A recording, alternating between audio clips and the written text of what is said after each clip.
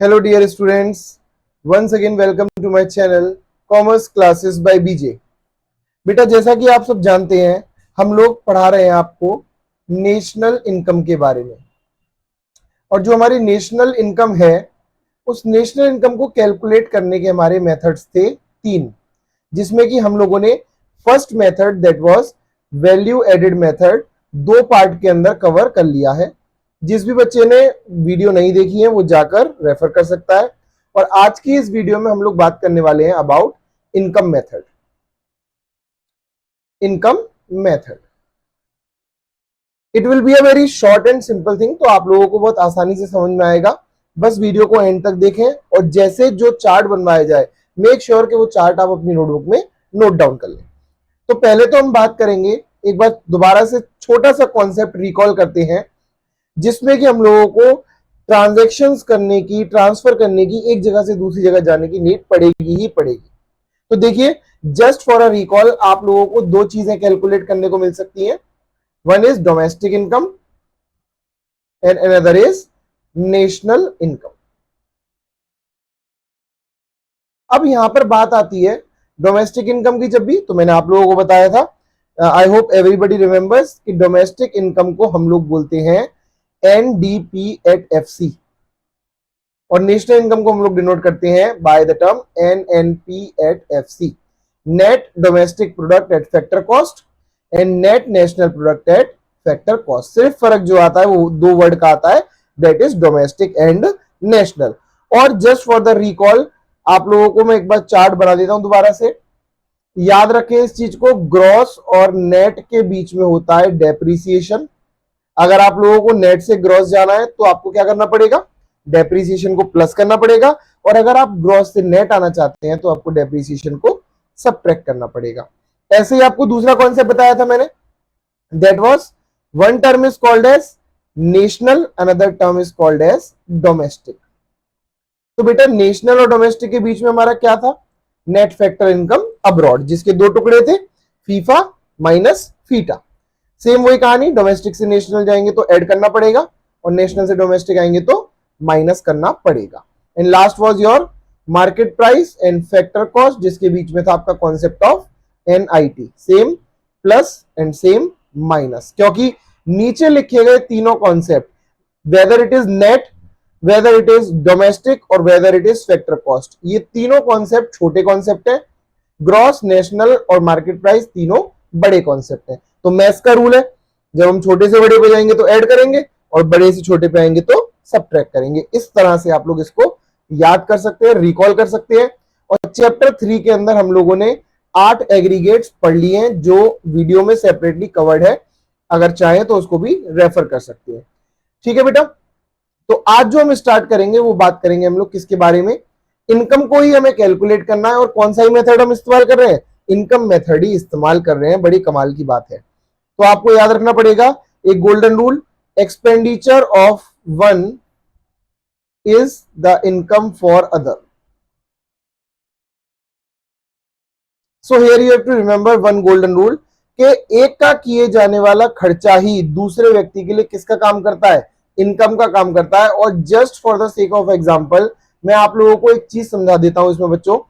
जैसे कि आप लोगों को याद है कि फर्म्स के केस में जब हम लोगों ने बात करी थी, तो फर्म्स जो पैसा पे कर रहे थे हम लोग उसको नाम दे रहे थे फैक्टर पेमेंट।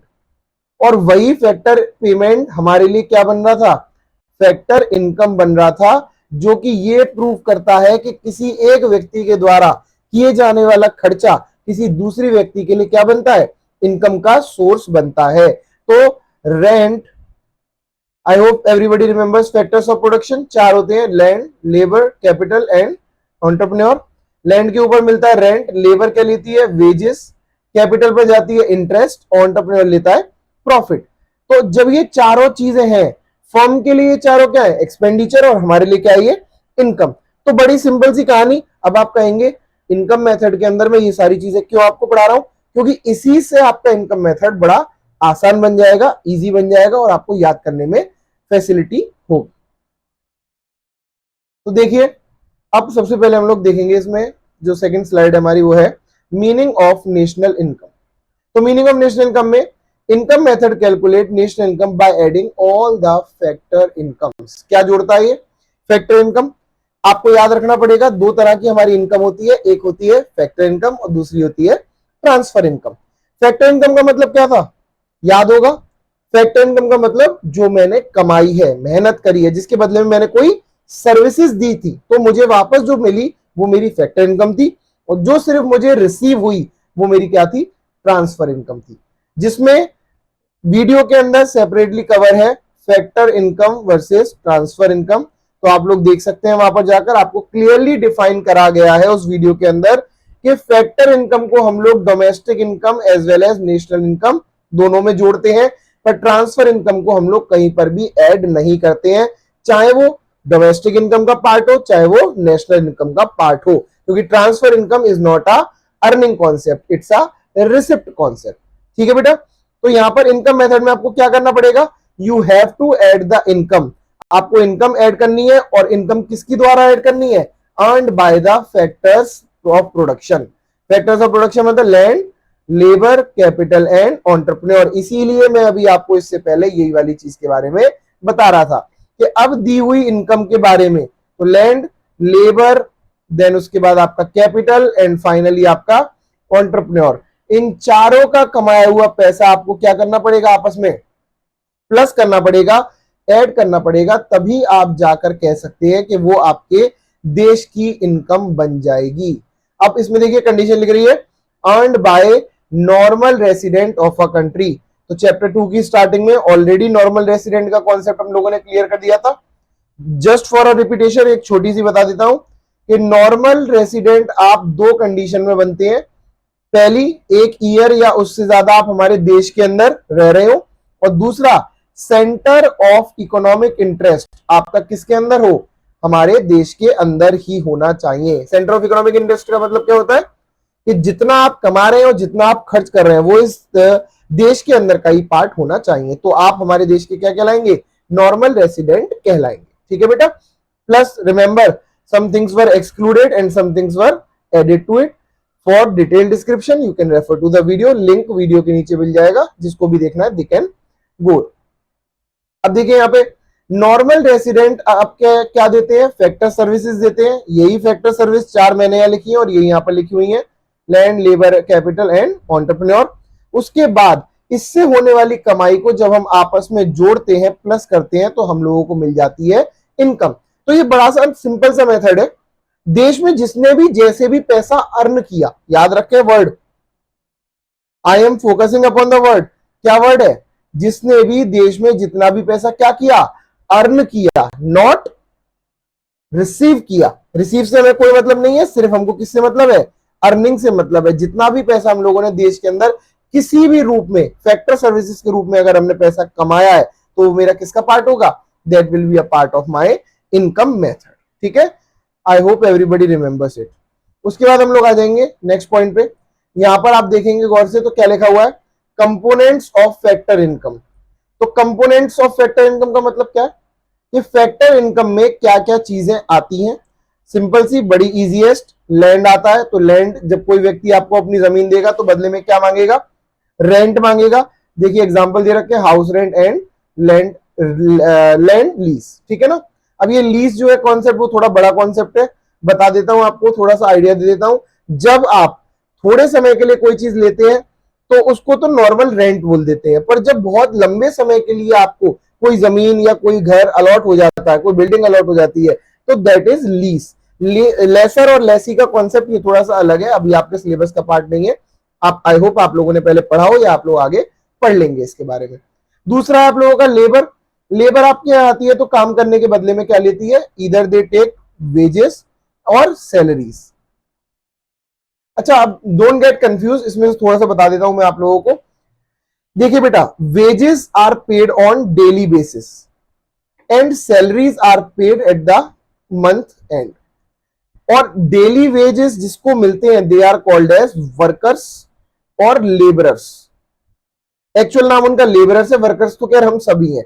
जब आईडी की वीडियोस आप लोगों को मिलेंगी तो उसमें आपको कॉन्सेप्ट ऑफ वर्कर भी क्लियरली समझ में आ जाएगा।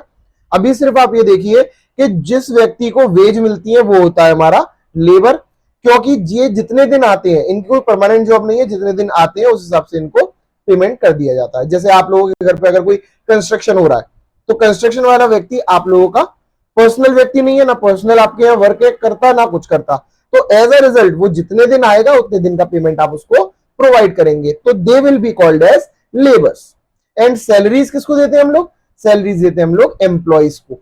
अगर मेरे यहाँ कोई भी काम कर रहा है, परमानेंट बेसिस पे काम कर रहा है, सपोज करो आपके यहाँ गाड़ी है और आपने उस पर एक ड्राइवर रख रखा है, तो ड्राइवर जो आपका है वो मंथ एंड पे आपसे, चाहे आप उससे एक दिन चलवाओ, चाहे उसको 30 दिन इस्तेमाल करो, चाहे एक भी दिन कहीं मत ले जाओ, पर at the end of the day, at the end of the month आपको उसको क्या करना पड़ेगा? सैलरी देनी ही पड़ेगी। तो that's why they are called as employees. तो लेकिन यहां पर हम डिफरेंस नहीं करेंगे, सैलरी और वेजेस का एक ही कॉलम बनाकर चलेंगे, चाहे वर्कर हमारे यहाँ काम करने के लिए डेली पे आता है, डेली बेसिस पे आता है, चाहे वो हमारे लिए काम करने के लिए मंथली आता है, that does not matter, we will consider them in the form of labour. तो लैंड हो गया, लेबर हो गया, और कैपिटल पे आप लोगों को पता ही है क्या जाती है? इंटरेस्ट जाती है। मतलब जिस भी व्यक्ति ने आपको अगर अपना पैसा दिया है तो वो आप लोगों को क्या करेगा? ब्याज आपसे लेगा ही लेगा। यहां एग्जांपल देख सकते हैं आप, factory workers salary, bank saving interest, and last is ये एंटरप्रेन्योरशिप या एंटरप्रेन्योर जो पूरी ये मेहनत कर रहा है। अच्छा देखिए यहाँ पे वर्ड आप लोग कंफ्यूज हो रहे होंगे थोड़ा सा, एंटरप्रेन्योरशिप वर्ड यूज क्यों करा, या इस एंटरप्रेन्योरशिप का मतलब क्या होता है? देखिए बेटा, एक होता है बिजनेसमैन और ऐसे ही एक होता है एंटरप्रेन्योर। दोनों में फर्क सिर्फ इतना सा है, काम तो दोनों बिल्कुल सेम कर रहे हैं, सिर्फ फर्क कितना सा है कि बिजनेसमैन चलते हुए पुराने आइडियाज पे काम कर रहा होता है, जो चीज मार्केट में ऑलरेडी मौजूद है उसी आइडिया के ऊपर वो काम करेगा, उसी के ऊपर वो चीजें बनाएगा, तो they will be called as businessman. पर एंटरप्रेन्योर्स क्या करते हैं? मार्केट में नया दिमाग लगा के नई चीज लेकर आते हैं, जिससे कि मार्केट को कैप्चर करने में उन्हें ज्यादा मदद मिलती है। जैसे कि एक वर्ड लिख देता हूं यहां पे, इनोवेशन। इनोवेशन का मतलब क्या होता है? किसी चीज में बदलाव करना, नए तरह से लेकर आना, जिससे कि मार्केट के अंदर क्या हो सके? आपकी वैल्यू बढ़ सके। तो as a result entrepreneurs are those person who works on the new ideas while businessman works on the older ideas। I hope आप लोगों को ये चारों चीज क्लियर हो गई हो। तो entrepreneur किसके लिए काम कर रहा है? They are working for profits। तो प्रॉफिट का मतलब बिजनेस अर्निंग, तो आप लोगों को समझ में आ गया होगा। Rent, wages, salaries, interest and profit, आपको सिर्फ ये चारों ढूंढने हैं, क्योंकि यही चारों क्या है? कंपोनेंट्स हैं किसके? हमारे फैक्टर इनकम के। अभी नेशनल इनकम को कैलकुलेट करने के मेथड की बात नहीं कर रहे हैं, बात कर रहे हैं सिर्फ फैक्टर इनकम के एरियाज की, या फैक्टर इनकम कहां कहां से कमाई जा सकती है उसकी। ठीक है बेटा, then let us come to next. Here it is formulas for explanation of national income using income method. देखिए यहाँ पे एक चीज दे रखी है आपको, कंपेंसेशन ऑफ एम्प्लॉयज दे रखा है, रेंट दे रखा है, इंटरेस्ट दे रखा है, मिक्स्ड इनकम, एम्प्लॉयज एंड नीफिया। अभी इसको थोड़ा सा कॉम्प्लिकेटेड ना करते हुए इसका एक चार्ट बनाते हैं और इसको इजीली समझने की कोशिश हम लोग करते हैं। ठीक है बेटा, तो देखिए आपको पहले ये याद रखना पड़ेगा कि जब आप इनकम मेथड को यूज कर रहे होंगे तो इनकम मेथड को यूज करने से आप सिर्फ पहुंच सकते हैं किस पे? डोमेस्टिक इनकम पे। अगर आपको डायरेक्टली पहुंचना है तो क्यों पहुंचना है डायरेक्टली? अच्छा समझना बात को। अब थोड़ा सा टॉपिक हम लोग डिटेल्स में समझेंगे और पार्ट 2 के अंदर हम लोग पूरी तरह से आपका इनकम मेथड वाइंड अप कर देंगे और आपको क्लियरली वो चीज समझ में आ जाएगी। पहले एक बार देखिएगा, जैसे for the sake of example this is India,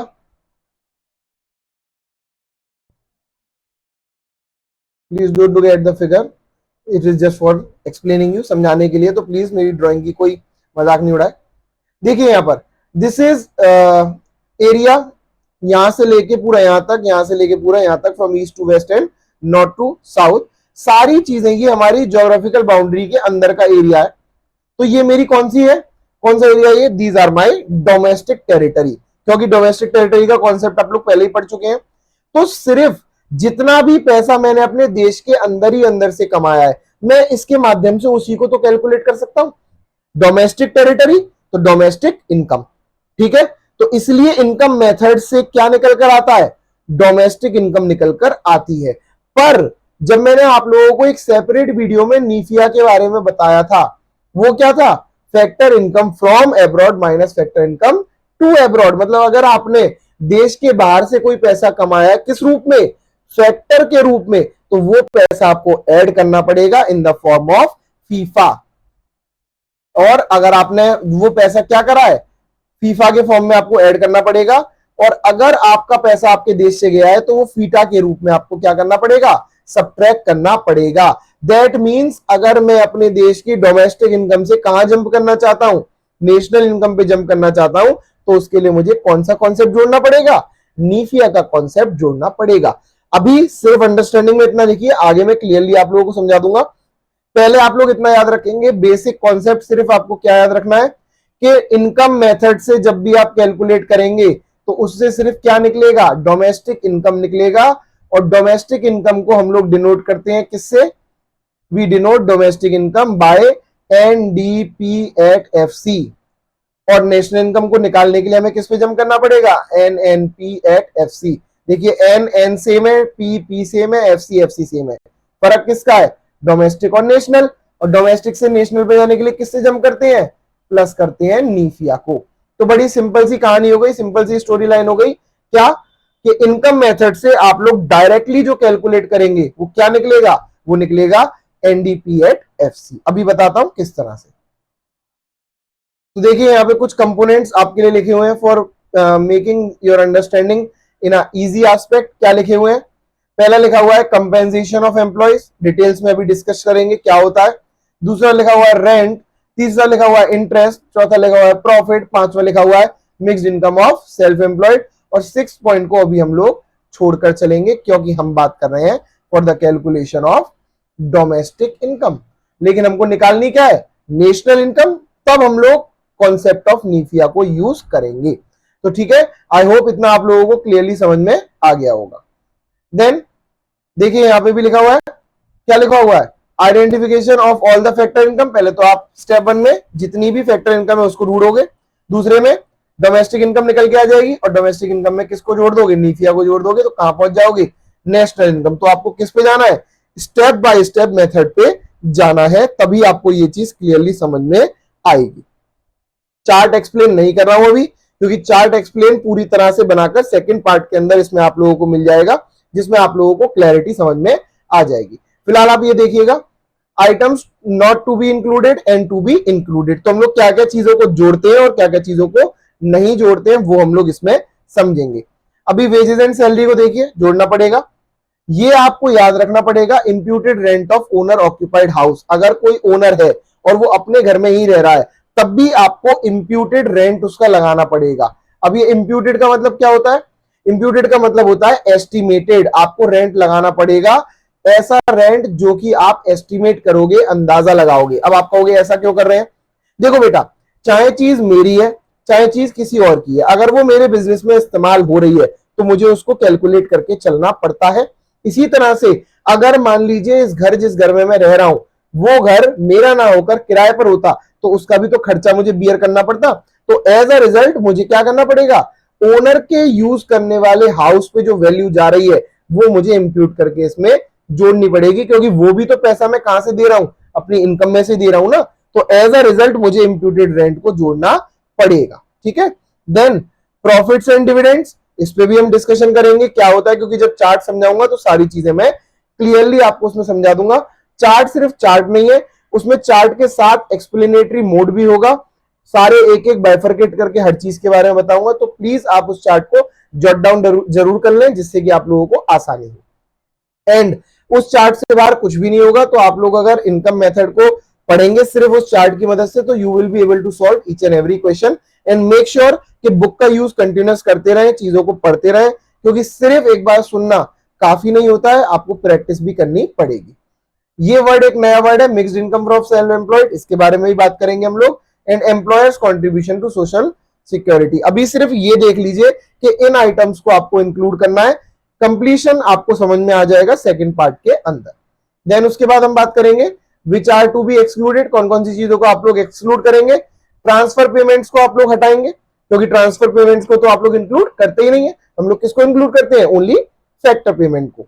बेटा ये पॉइंट ध्यान रखें, विंडफॉल गेन्स का मतलब होता है एकदम से अगर आपको कोई कमाई हो गई है, जैसे लॉटरी वगैरह लग गई आप लोगों की, या आप लोगों ने कोई टिकट परचेज करी, कोई कहीं से कुछ एक्स्ट्रा पैसा अर्न हुआ, तो वो उन चीजों को हम लोग इनकम का पार्ट नहीं मानते हैं, क्योंकि income is on the regular basis, not once in a blue moon. मतलब ऐसी कोई चीज जो एक बार हो रही है वो इनकम का पार्ट नहीं है।